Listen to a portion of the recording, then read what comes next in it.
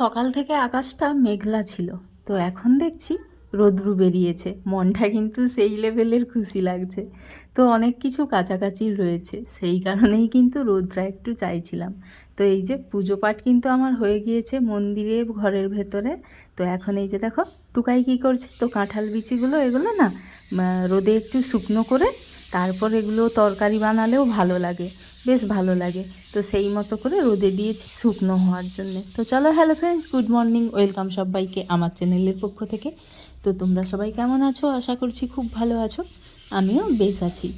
তো দেখো আজকে না কি বলবো, মা চলে গেছে, তো সেটা না তোমাদের সাথে শেয়ার করতে পারিনি, আমি ভুলেই গিয়েছি। তো মা বাড়ি চলে গিয়েছে।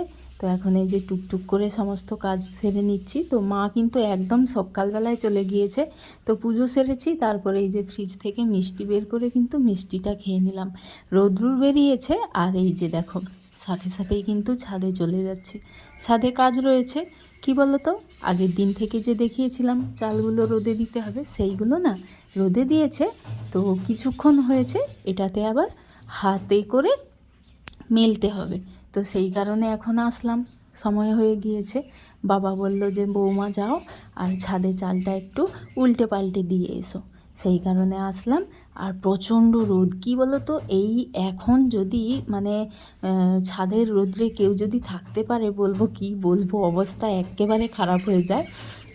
এটা যদি শীতকাল হতো ব্যাপারটা আলাদা রকম দেখাতো, তাই না? তো রোদে আমার কিন্তু অবস্থা একেবারে খারাপ লাগছে, কি বলবো। দোতলার ছাদে এরকম রোদের মধ্যে 5 মিনিটও থাকা অসম্ভব ব্যাপার।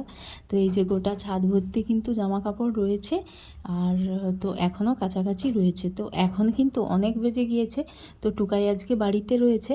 তো টুকাইকে এই যে আজ সকালে খাওয়াচ্ছি, তো দুধ মুড়ি নিলাম, তো ওকে একটু একেবারে খাইয়ে দাইয়ে তারপর কিন্তু যাব রান্নাঘরে রান্না করার জন্যে, কারণ রান্নাঘরে যদি চলে যাই ওকে আর খাওয়ানোই হবে না। তো এখন কিন্তু অনেকটা বেজে গিয়েছে, ও খেতে কিন্তু অনেকটা টাইমও লাগাচ্ছে, তাই একটু বকাবকি করে ঝটঝট করে ওকে খাওয়ানোর চেষ্টা। তারপর খাওয়ালাম, সোজা আসলাম কিন্তু রান্নাঘরে। রান্নাঘরে এসে এই যে উনুনটা আগে জ্বেলেই দিচ্ছি, সব কাজ। তারপর আবার আনাজ কাটা, কি কি রান্না করব সেটার চিন্তা ভাবনা। তো এরকমটা সব দিন কিন্তু হুট করে ঠিক করতে পারি না। তো এক আধ দিন মনে হয় যে কালকে তো এইটা রান্না করেছি, আজকেও কি এটা রান্না করব, এই রকম ভাবতে ভাবতে কিন্তু সময়টা কেটে যায়, তাই না? আমাদের কিন্তু এই ভাবনা সকাল থেকে, গৃহবধূদের একটাই ভাবনা, সকালে কি রান্না করব, দুপুরে কি করব, সন্ধ্যাতে আবার টিফিনে কি দেব, আবার রাত্রের কি রান্না করব। তো এই চিন্তা ভাবনা করতে করতে কিন্তুই আমাদের দিন কেটে যায়।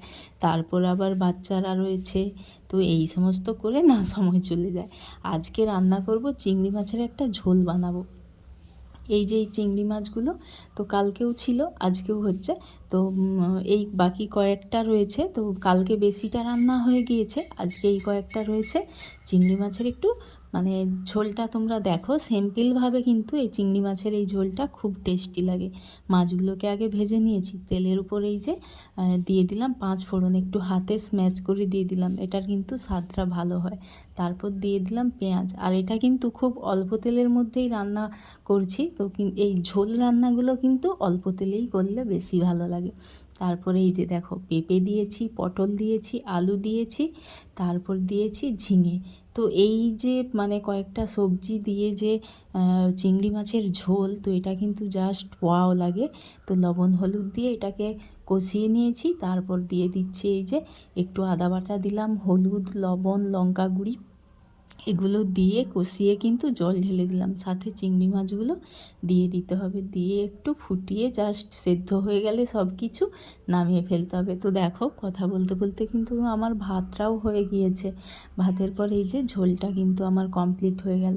তারপর আজকে কিন্তু বেশি কিছু রান্না করব না, এই যে কুঁদরি কেটে রেখেছি, সব সময় কুঁদরি পোস্ত বানাই, আজকে না ভাজা বানাবো, সেই কারণে কুঁদরিগুলো সেদ্ধ বসিয়ে দিচ্ছি। আর এদিকে কিন্তু জামে দেখো ঝোলটা আমার রেডি হয়ে গিয়েছে। তারপর বাবা বলল এই যে আনারস কাটো বৌমা দুটো।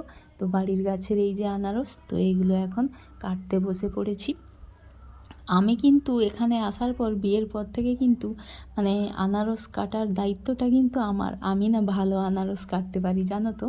মানে আনারসের যে চোখগুলো থাকে ওগুলো না আমি ভালো সুন্দর করে বাদ দিয়ে দিয়ে কাটতে পারি, সেই কারণে সব সময়ই কিন্তু আমিই কাটি। আর শ্বশুরমশাই এই দায়িত্বটা আমাকেই সবসময় দিয়ে থাকে যে তুমি বৌমা এই আনারসটা কেটে দাও। আমাকে কিন্তু রান্নার ফাঁকে ফাঁকে কিন্তু এই আনারসটা, এই সিজনে তো পার ডে কিন্তু আমরা এই আনারসটা কেটে খাই। প্রতিদিন একটা করে আনারস কাটলাম, ভালো করে একটু লবণ চিনি এইসব মাখিয়ে করে তো তারপর রেখে দিলাম, সবাই দুটো দুটো করে খাই।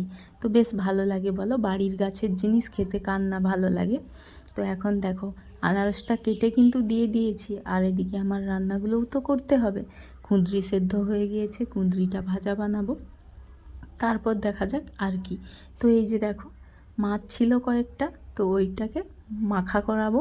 তো বড়ি দিয়ে মাখা, আর এই যে কুঁদরি ভাজা, আর ওই যে চিংড়ি মাছটার ঝোল। আজকে কিন্তু খুব শর্টে সাটে রান্না সেরেছি, আর রান্নাটাও কিন্তু আমার খুব তাড়াতাড়ি হয়ে গিয়েছে, বেশি কিন্তু টাইম লাগেনি।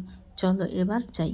তো অনেক কাছাকাছির জন্য এই যে ভিজিয়ে রেখেছিলাম রোদ্রুর বেরাতে, তারপর দেরি করে যেহেতু ভিজিয়েছি তো তাই না রান্না করছিলাম, আর কিন্তু এগুলোর দিকে ধ্যান নেই। একেবারে রান্না কমপ্লিট করলাম, তারপরে এই যে পুকুর ঘাটে আসলাম। বিছানার চাদরটা কয়েকদিন তোলা ছিল, 2 দিন মতো রোদ্রুর বেরায়নি, সেই কারণে আর কাচিনি। আজকে এই যে রোদ্রুর দেখে ভেজালাম, কিন্তু অনেকটা লেট হয়ে গেছে, দেখা যাক শুকনো হবে কি হবে না, রোদ্রু কতক্ষণ থাকবে কি করবে। তো চলো এগুলো কিন্তু কাছাকাছি করে ফেলি আগে। আর এই গ্রামের দিকে কি বলতো, গ্রামে পুকুরে যে এইসব কাছাকাছি ধোয়া এগুলো করতে যে কি মজার লাগে সেটা কিন্তু বলার উপায় নেই।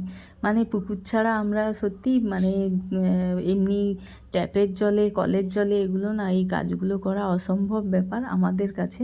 আর আমরা এই যে এই পুকুর ঘাটের এইসব কাছাকাছি ধোয়া, তো এই সমস্ত কাজগুলো কিন্তু মানে খুব ইজিভাবেই করা যায়, আর খুব তাড়াতাড়িও হয়ে যায়।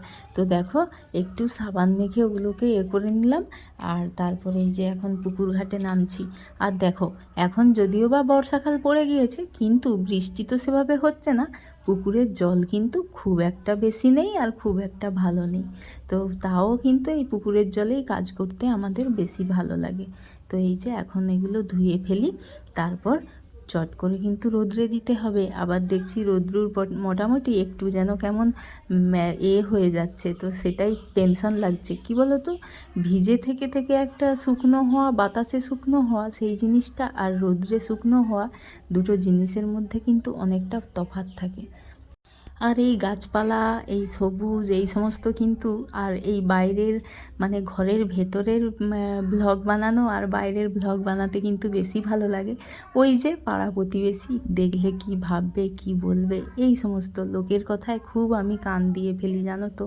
ওই জন্যেই আমার সেরকম একটা আমি কিছু করতেই পারছি না, আর আমি কারোর থেকে সেইভাবে কিন্তু হেল্পও পাচ্ছি না। মানে কি বলতো, নিজের নিজের ভালো লাগা, নিজের ইচ্ছে, এইটুকু কিন্তু সবটা দেখে শুনে মানে কাজ করে যাচ্ছি। আর সেভাবে আমি সময় দিতে পারি না। কি বলতো, আমার সংসারের মানে দায়িত্বটা অনেকটা, বাচ্চাদের সামলানো, মানে খুব বেশি কাজ না হোক কিন্তু নিজেদের খাওয়া দাওয়া, বাচ্চারা, তো এই সমস্ত মানে সময় মানে করে উঠতে পারছি না সবটা মেনটেন করে। তাও এখন মানে পুরো একদম মন থেকে স্থির করেছি যে পার ডে ভিডিও দেব, তো সেই কারণে কিন্তু যাই হোক তোমাদের সাথে শেয়ার করি।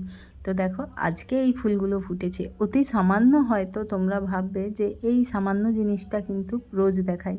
কি বলো তো, এগুলো আমার ভীষণ ভালো লাগার জিনিস, ভীষণ। নিজের যখন নিজের থেকে কিছু একটা করবে, তো সেখান থেকে দেখবে এগুলো যদি মানে খুব ভালো লাগে। তো এই যে পাখাতে এসে বসলাম, খুব গরম করছে, একেবারে কাছাকাছি সেরে সমস্ত কাজ কমপ্লিট করে রুমে এসেছি। আর 2 দিন মতো যে রোদ বেরায়নি, সেই কারণে না রুমটা একটু কেমন ম্যাদমেদে লাগছে। বিছানাটা তো একটু রুম স্প্রে দিয়ে দিলাম, যাতে একটু ভালো সুগন্ধ লাগে। বর্ষাকালে কিন্তু এরকমটা লাগে গো, যতই সব কিছু পরিষ্কার থাক, যতই সব কিছু থাক, তো একটু যেন কেমন লাগে। একেবারে দুপুরবেলায় দেখা হচ্ছে, এখন এই যে মেঘটা পুরো কালো হয়ে অন্ধকার হয়ে আসছে, আর এই যে দেখো এখন কিন্তু খাওয়া দাওয়া কমপ্লিট হয়ে গিয়েছে, দুপুরের খাওয়া দাওয়া। তো আমার মেয়ে এসে দেখছি এই যে জিনিস সব তুলে ফেলছে। তো এই বুঝি বৃষ্টি আসবে, সেই কারণে কি বলো তো দুপুরবেলায় একটু তো শুয়ে পড়বো, বৃষ্টি এলে তখন আর এগুলো দৌড়ে এসে তুলতে অনেকটা কষ্ট হবে, তার জন্যে তুলে ফেললাম। তারপরে দেখতে দেখতে কিন্তু বৃষ্টিটাও এসে গিয়েছে, ভালোই বৃষ্টি হয়েছে, এখন একটু কম পড়ছে। তোমাদের সাথে শেয়ার করতে আমার ভুলেই গিয়েছি, হঠাৎ করে মনে পড়লো চলো। তারপর দেখো এই যে বাচ্চাদেরকে দুপুরবেলায় কিন্তু অনেকটা সময় হয়ে গিয়েছে, ওরা ঘুমাচ্ছেই না। এখন এই যে দুজনকেই কিন্তু শুয়া করালাম, আর ওদেরকে নিয়ে কিন্তু আমিও একটু দুপুরবেলা একটু রেস্ট করে নেব। তো এখন এই যে দুজনকে জোর করে চেপে কিন্তু শোয়ালাম। টুকাই খুব বদমাশ করে, কি বলো তো, ওর দিদি আছে তো বাড়িতে, ওর দিদি যখন স্কুলে থাকে তখন কিন্তু একটু ওর একার মতো থাকে, তো তখন ওকে মেনটেন করা যায়। কিন্তু এই যে দিদি থাকলে দুজনে একটু খুনসুটি করে ও করে। তো তারপরে দেখো এই যে ওদের সাথে একটু সময় কাটাবো, আর একটু রেস্টও নেওয়া হয়ে যাবে আমার। তারপর আবার তো সেই তো দেখো কি আর বলবো, কারেন্ট নেই। তো ওই যে একটু বৃষ্টি হয়েছে, কারেন্ট চলে গিয়েছে, বাচ্চারা কেউ ঘুমালো না জানো, আমিও ঘুমাতে পারিনি। আর এই যে বাচ্চাদের অবস্থা দেখো, তনভি কিনা আমার শাড়ি পরেছে, আর এই যে মাথায় খোপা দিয়েছে, কেমন করে সেজেছে। মেয়েটা আমার বড় হয়ে গেছে, তো দেখো টুকাইও আবার এই যে চশমা পরেছে। তো ও আবার আমাকে বলছে যে মা একটু ভালো করে দেখাও, আর চুলে কেমন খোপা বেঁধেছি ক্লিপ দিয়ে, কত সুন্দর লাগছে। তো চলো আজকের ভিডিওটা এই পর্যন্ত, টাটা সবাইকে।